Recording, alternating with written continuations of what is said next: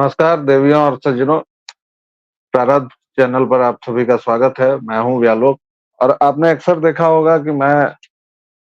यहाँ पर लगभग 2 व्यक्तियों का या कभी-कभार 3-4 व्यक्तियों का संवाद होता है, लेकिन आज मैं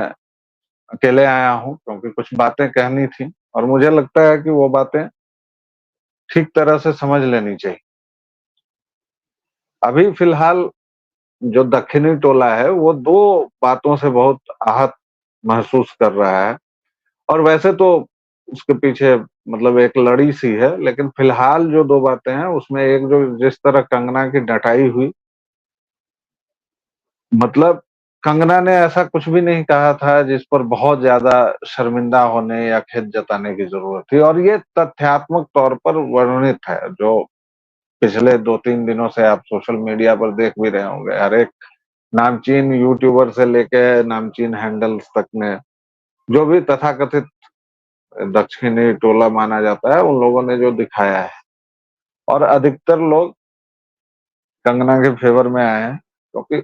और यह एक भाजपा की मजबूती को दिखाता है कि उसमें भेड़ चाल वाले उसके समर्थक नहीं है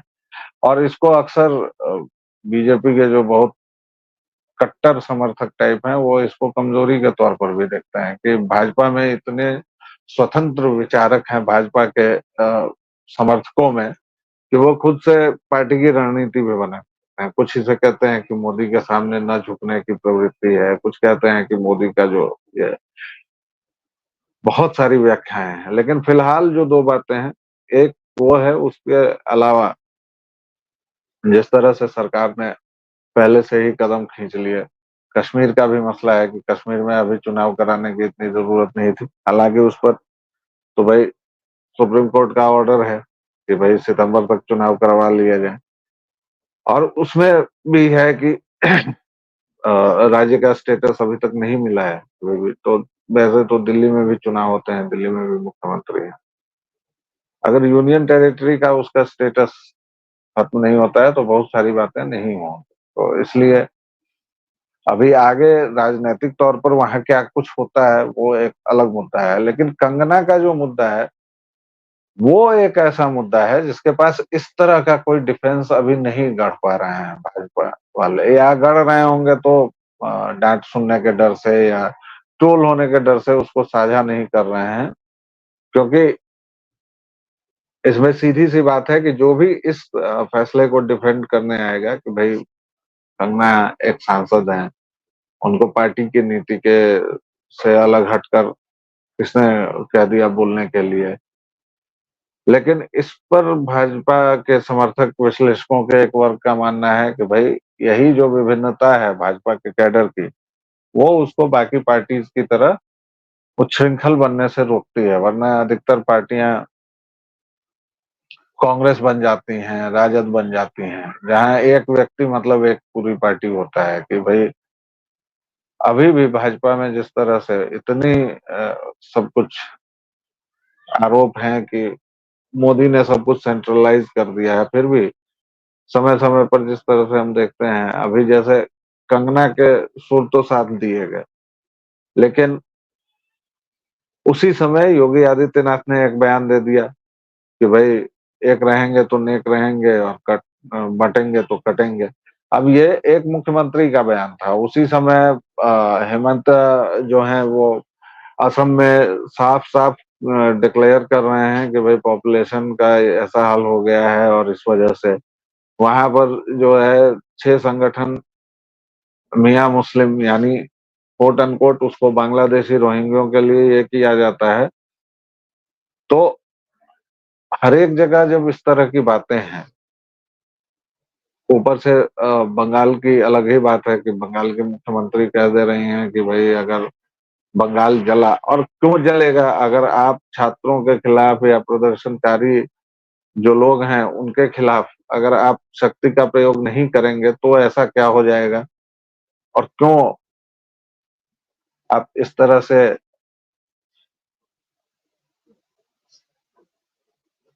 अ, जो पूरी एक वैचारिक भीड़ है अभी फिलहाल ममता बनर्जी के खिलाफ, या यूं कहें कि कलकत्ता की घटना से जो पूरा एक वर्ग सदमे में आया है, और वो सब कुछ जिस तरह से मतभेद भुलाकर, और तमाम तरह के विचार हैं, लेकिन उसमें एक विचार जो बहुत प्रबल है कि भाई ममता बनर्जी की सरकार ने ये गलत काम किया है, और इस तरह से ढकने छुपने की कोशिश क्यों हुई है। अब उसके पीछे जो लेयर्स हैं वो सब एक अलग, उसमें बहुत सारे कॉन्स्पिरेसी थियरीज हैं, बहुत सारी अलग अलग तरह के सिद्धांत हैं, लेकिन एक चीज तो तय है कि ममता बनर्जी ने जब ये कहा है कि बंगाल जलेगा और तो बाकी के राज्य भी जलेंगे, तो ये एक फेडरल स्ट्रक्चर वाले देश के लिए बहुत अजीब सी स्थिति है, और बहुत ही खतरनाक भी। और इस पर फिर भाजपा शासित राज्य के मुख्यमंत्रियों ने जिस तरह से प्रतिक्रिया दी है, बीरेन्द्र सिंह ने जो प्रतिक्रिया दी है, पूरी दुनिया के साथ आपका देश भी एक समझिए कि बहुत ही जटिल समय से गुजर रहा है। और उस समय अभी जितना टाला जा सके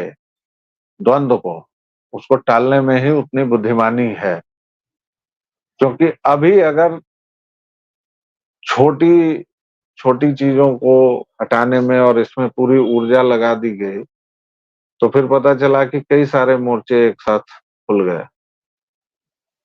अगर समय के साथ साथ इन लोगों को डिफ्यूज होने का या थकने का मौका दिया गया, तो फिर हो सकता है कि 6 महीने बाद या साल भर बाद आपके पास ऐसा वक्त हो कि कुछ चीजें खत्म हो चुकी हों, कुछ जगहों पर आपके पूरे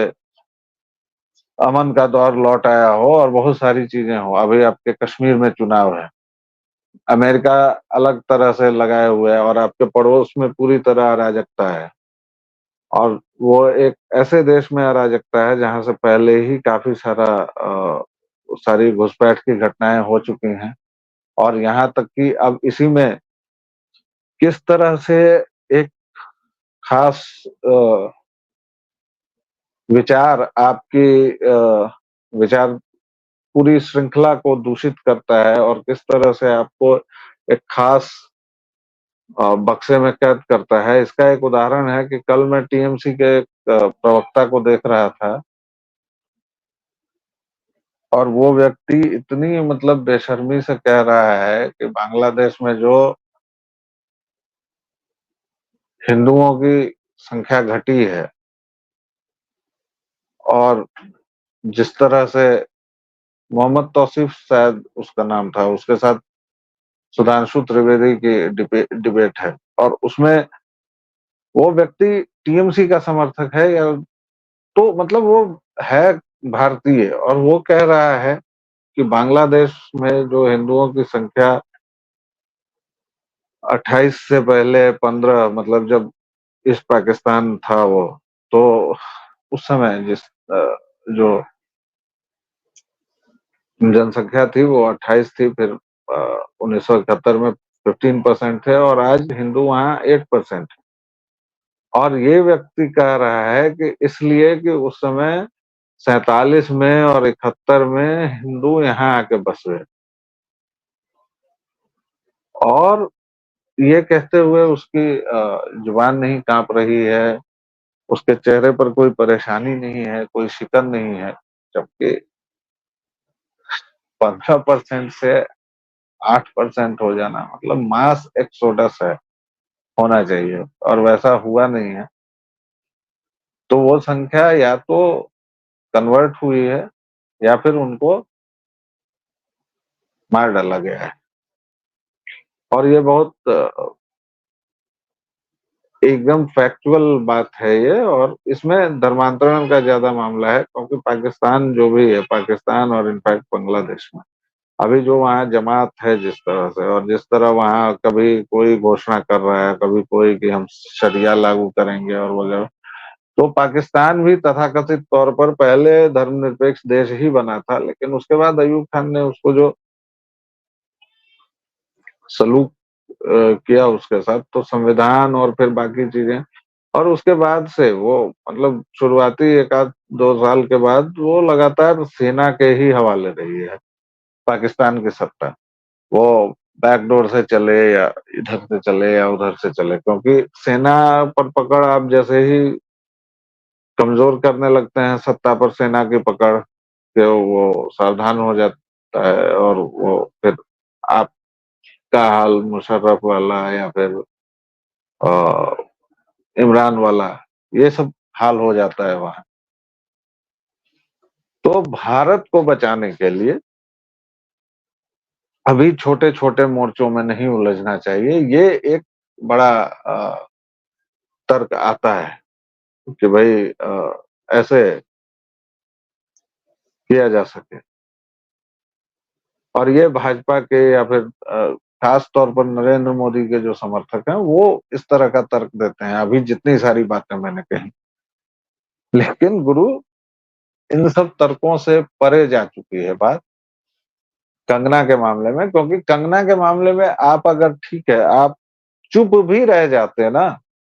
तो कोई ऐसी बड़ी बात नहीं थी। ये वैसी ही बात है जैसे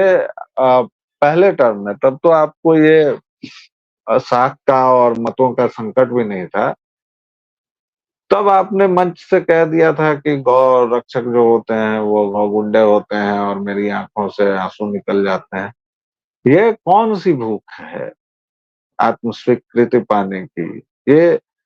खास तौर से आरएसएस के लोगों में मैं बहुत देखता हूँ कि उनको जो वाम खेमा है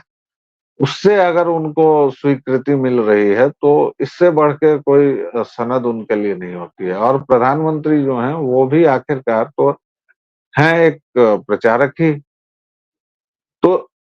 संघ से जुड़े जितने भी लोग हैं, मतलब आप उनको कहीं भी देखिए तो उनके अंदर एक भूख होती है। अब आप इसमें एक दो भाई, उसके बाद आपका पूरा जो शेप है आपकी शिक्षा का वो भी इस तरह से करती है। तो उसका उदाहरण है स्मृति जेड ईरानी। जब उन्होंने संसद में कहा था, जब एचआरडी मिनिस्टर थी और जब उन्होंने कहा था कि भाई हम तो इनके साथ भी काम कर रहे हैं, इनके साथ भी काम कर रहे हैं और हमारा देखिए कि हमारा तो रिकॉर्ड है कि हम सबके साथ काम करते हैं। इनफैक्ट हम वामपंथियों के साथ काम करते हैं। और इसको एक सनद की तरह उन्होंने पेश किया था, एक पदक की तरह। तो ये जो पूरी एक भूख है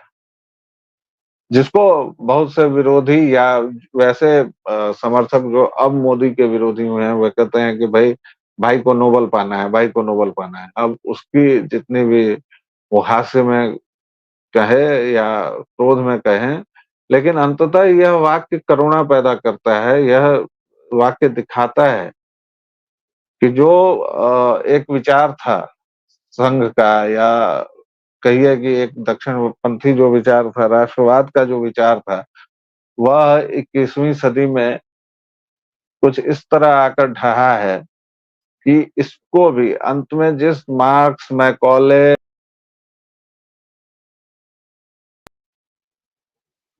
वह अब उनसे ही सनद पाने के लिए कितना बेकरार है। क्योंकि संघ जो भी वैकल्पिक मॉडल अपना रहा था या अपना रहा है, उसको इन 10 वर्षों में तो ऐसी कोई सनद नहीं मिली है। जैसे वनवासी शिक्षा कल्याण का जो है उसका, या एकल विद्यालय का जो फॉर्म है, अगर वैचारिक तौर पर उसकी स्वीकृति होती तो सरकार को सभी एकल विद्यालयों को अपने संरक्षण में लेके और उनको कोई नाम देकर घोषित कर देना था। लेकिन शायद संघ को कहीं ना कहीं लग रहा है कि उसका ये मॉडल बहुत काम नहीं आ रहा है, इसलिए वह सरकार से, वरना जेड प्लस सिक्योरिटी और कुछ कारों के काफिले के अलावा संघ के प्रमुख बहुत कुछ मांग सकते हैं और बहुत कुछ उनको मिल सकता है। कुछ खास दबाव को मुक्त कर दिया जाए और कुछ खास चीजों को जो पॉलिसी मेकिंग की चीजें हैं, और इससे ज्यादा न तो बीजेपी को चाहिए और न संघ को चाहिए। तो इसका सीधा सा मतलब है कि संघ की जो अपनी आइडियोलॉजी है वो संक्रमण के दौर से गुजर रही है। क्योंकि पिछले 20-25 साल में जितना बदलाव संघ ने देख लिया है,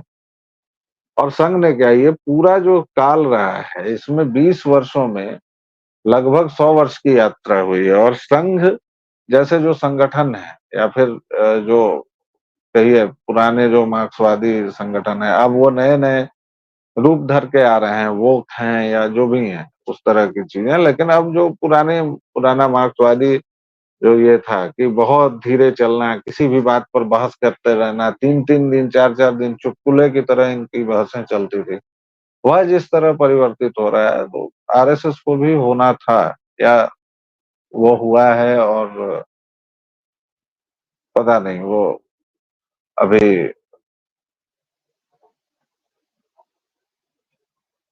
इतना शायद मैच्योर नहीं हुआ है कि उस पर आरएसएस मांग सके कुछ। तो ये वैचारिक जो संक्रमण का दौर है, इसमें आपको कंगना के साथ खड़े होकर यह दिखाना था कि हम राष्ट्रवाद के ओर पर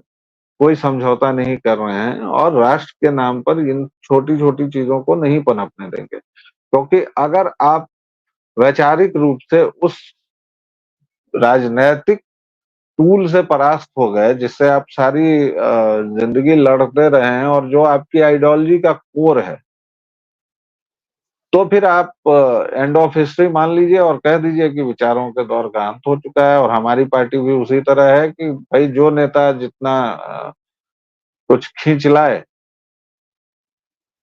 वोट और सीट्स, वो उतनी चीजें ले जाए। क्योंकि अब